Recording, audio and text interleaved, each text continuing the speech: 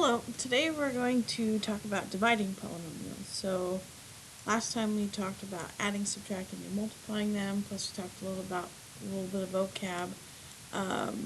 But today we're going to focus on dividing. Now there are two methods that we can use to divide, long division and synthetic division.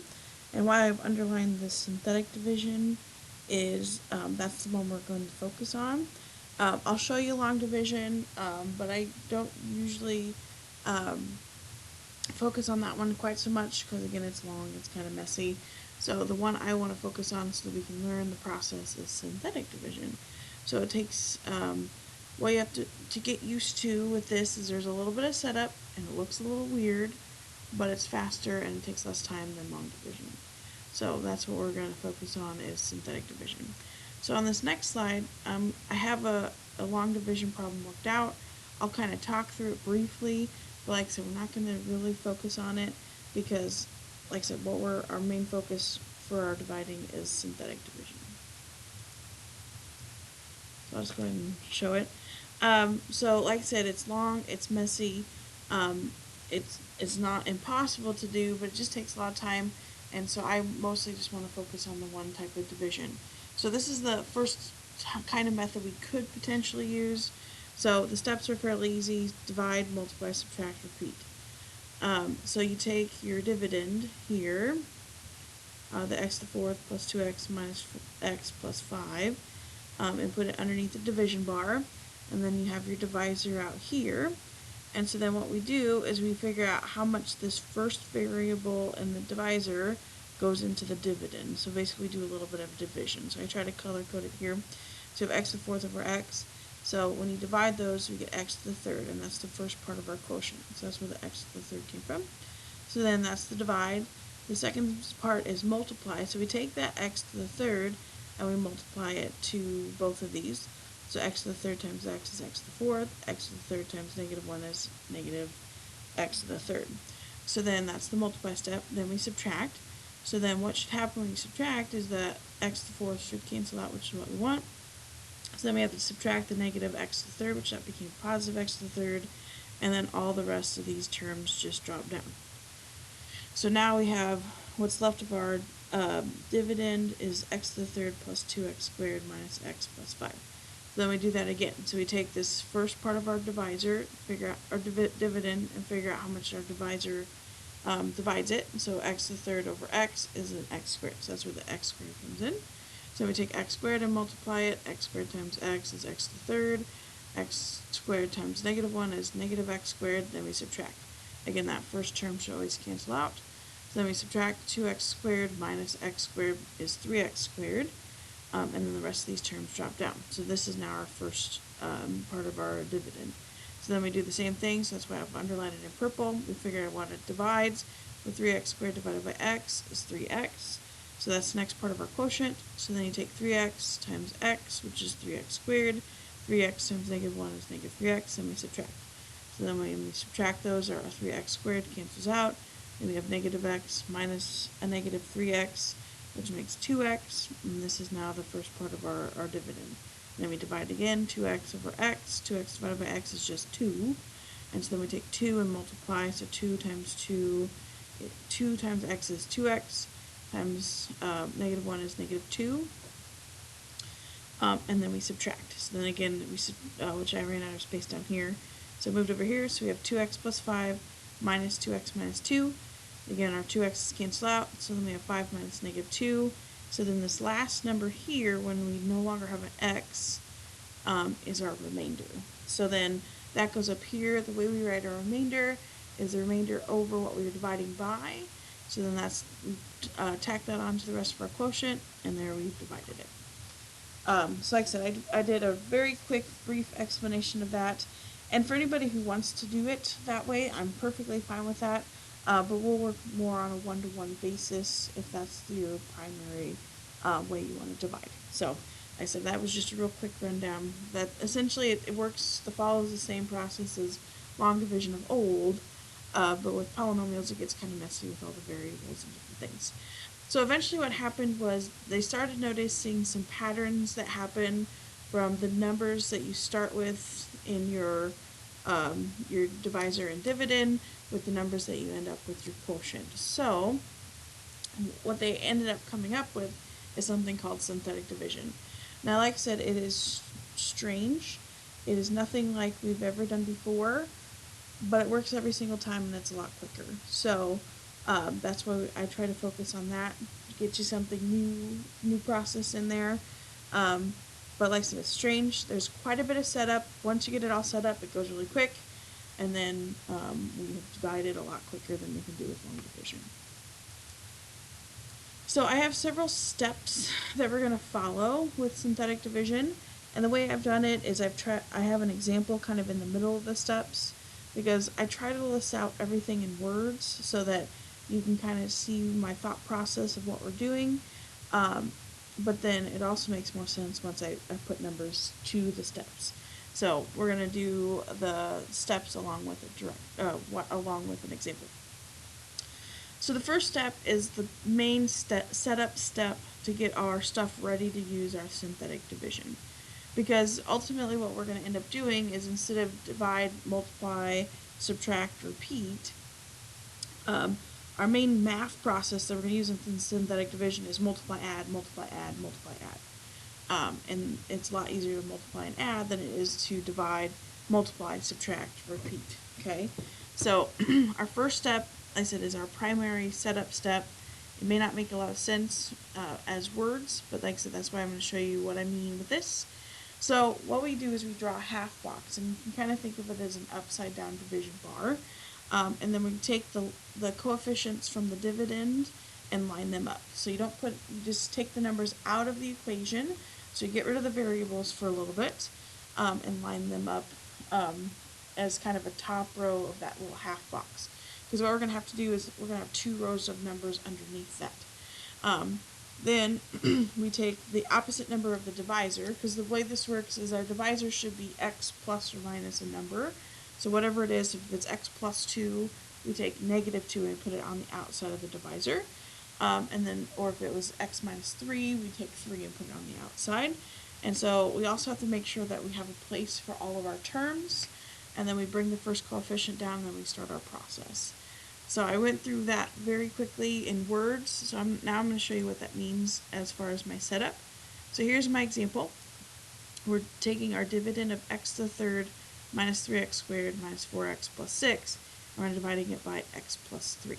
Okay, so we're going to just take the numbers out of our equation and just line them up. And so that's what we're going to do with this part here. I'm going to skip down to here real quick. Make sure all the terms have a place. So we don't necessarily have to worry about that with this example. On the next example, I'll focus more on that. But basically what that means is we have to make sure we have a place for everything that's underneath the highest exponent. So if our highest exponent is an x to the third, we have to have a place for an x to the second, an x, and a constant number. So like I said, we have that here, so we don't have to worry about what happens if we don't until our next example. So we're going to line up those numbers. Here's our half box. So like I said, we have this half box here that we draw. I'm hiding some numbers from you. We line up our coefficients, 1, negative 3, negative 4, and 6. Those all came from our dividend here. So 1, leave a little space, negative 3, leave a little space, negative 4, leave a little space, 6. We just take the numbers right out of the equation.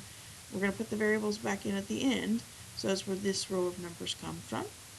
And then we go to our our divisor, and we take the opposite of the only number that's there. So it's x plus 3.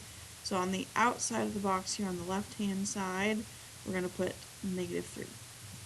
And then we drop our first coefficient down. So like I said, we have to kind of have 3 rows of numbers here. We're going to have 2 rows of numbers above this line and 1 row of numbers below. But we aren't ever going to put anything underneath this first number. So usually I just draw an arrow, so that way I make sure I don't write anything there. So we're just going to take whatever this first number is that I wrote down, that's going to be the first number below the line. Okay? So that's the setup. And like I said, it's a little bit daunting, it's a little bit weird, but kind of once you get the hang of it, once you get all the stuff in place, it's going to go real quick. So then once we have all this set up, Our next thing we're going to do is take this number that we drop down below the line, and we're going to multiply it with this number out here to the left. So we're going to take negative 3 times 1, so which is negative 3. So then where that goes is underneath the next number. So that's where this negative 3 came from. And then once you have that multiplied, we're going to add these two numbers together. So you have negative 3 plus negative 3, that's negative 6. Okay? So once we have everything set up, we took this number here, this 1, we multiplied it to the negative 3, which is negative 3. That goes underneath this next number, so that's where this negative 3 came into play. Then we add those two numbers. Okay? Then we repeat that. So we're going to now take this negative 6 that we got, we're going to multiply it now to negative 3. So negative 6 times negative 3 is 18. That's going to go underneath the negative 4. Now we add these two numbers together, so 18 plus negative 4 is 14. Okay? And we're going to just repeat that until we run out of numbers. So now we're going to take 14 times negative 3, which is negative 42, and then we add this with the 6, so 6 plus negative 42 is 36.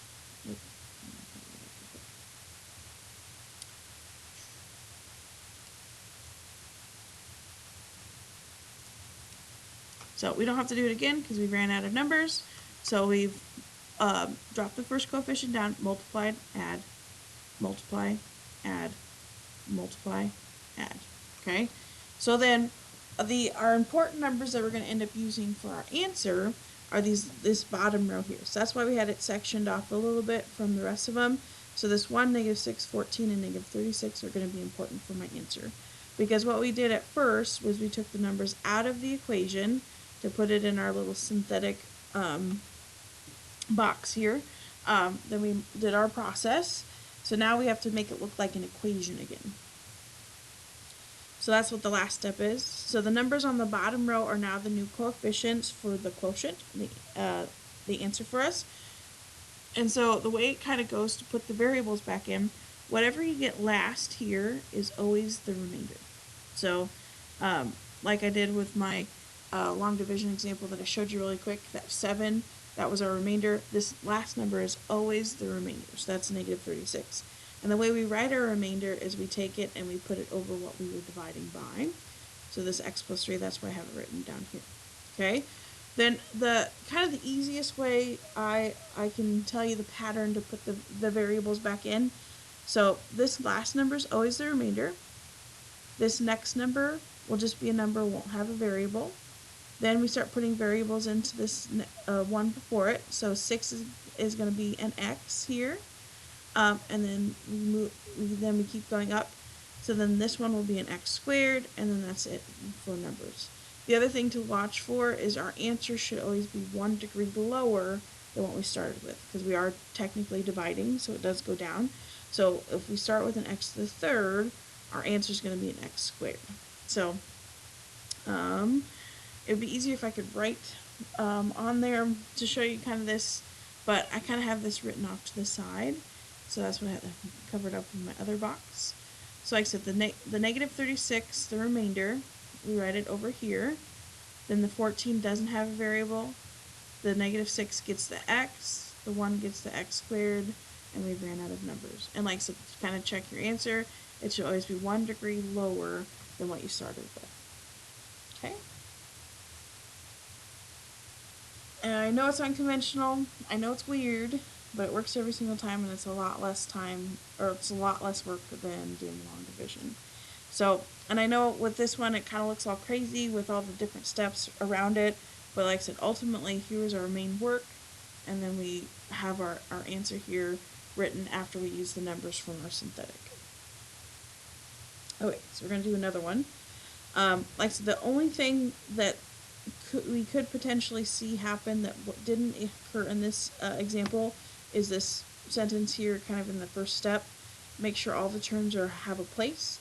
So like I said, we had that happen here because we had an x to the third, a negative 3x squared, a 4x, and a 6. So we didn't have any missing terms below the highest number, below the degree. So you didn't have to worry about that. So on this next example, I'll cover that a little bit more. But again, once you have your stuff lined up, drop down the first coefficient, multiply, add, multiply, add, multiply, add.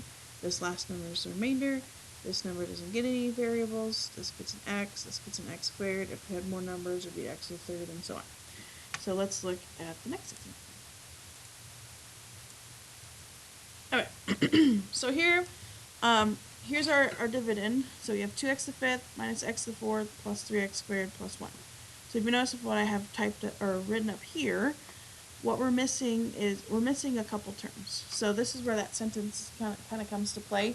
So before you start doing any setup, look at your equation and make sure there's a place for everything below it. If there is, then don't have to worry about doing anything extra. But with this one, this equation is missing an x to the third term and an x term. Okay? So the way that the divisions works, you have to have a placeholder for everything. Because we can still, even though we don't have that in our original equation, when we divide, we may have an x cubed or an x as part of our solution. Because if I flip back real quick here, I know we're not going to work with long division, but if you look here, x to the fourth was our thing. We didn't have an x to the third, but we had an x to the third in our answer. So when we divide, it is possible for you to have a term in there that wasn't included in the original. So the way we cover that in our setup is when we line up our coefficients, we still start with the highest number. We don't have to do anything above it, but we have our 2, then we have our -1 from our x to the fourth, then now we get to our first missing one, and so we put a 0 to placehold that. Okay, so now it's like we're having 0x cubed. So we have to have a place for every term that's below our highest degree. So we have an x to the fifth, x to the fourth. We don't have an x to the third, so we put a 0. We have an x squared, so we have our 3. We're also missing an x, so we put a 0, and then we have our 1. So we have a place for everything from x to the fifth all the way down to just a single number. Okay, so that's the new thing about this example. So then out here to the left, we always do the opposite of the number. So if it was x minus 2, we put 2 out here. So that's where this 2 comes from. It's the opposite of our divisor. So then to finish our setup, again, we don't put anything underneath this first number. So I just usually draw an arrow to kind of block that out, drop that 2 down, and now we're ready to go with our process. So then now we start our multiplication. So we take this 2 times that 2, which is 4. That goes underneath the -1. Then we add. So that's 3. And then we multiply. 3 times 2 is 6. That goes under our 0. And then we add. So 6 plus 0 is 6. Then we multiply. 6 times 2 is 12. 12 goes under the 3. We add those two numbers together. That's 15. Okay?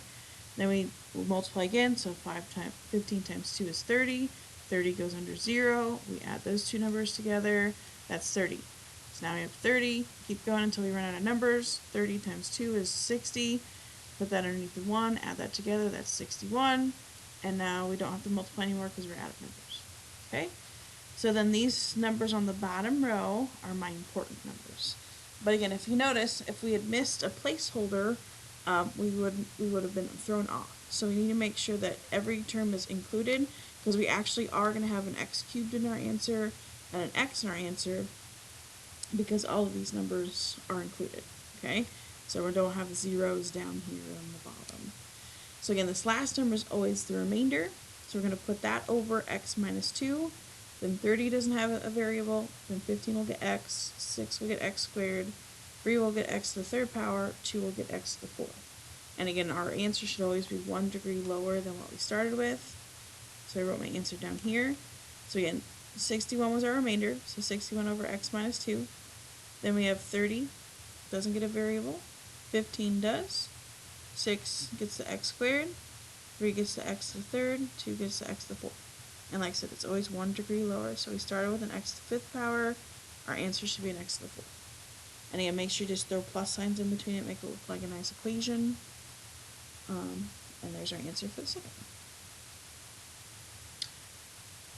So once you get the hang of it, like I said, it goes real quick. Kind of the trickiest part is just remembering the zeros if you need them, and then making sure you make it look like an equation again once you've divided it. Okay, let's do one more.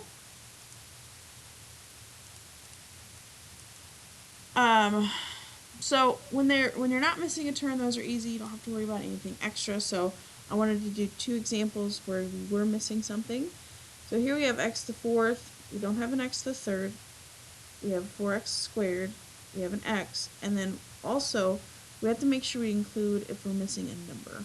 Okay, so even if it ends with x, we have to have a placeholder for a number because we have to have a placeholder for our constant term. So if we're missing that, we need to make sure we put a 0 in there. And then we use the opposite of this number. So there's our 3 from the opposite. Then it's 1. Didn't have an x to the third, so it's 0. 4 for x squared, negative 1 for x, and then a 0 for a missing number at the end. So then we drop down our 1, and we start multiplying. So 1 times 3 is 3, put that under 0, add those together, there's 3. Take 3 times 3 is 9, put that under 4, add those together, we get 13.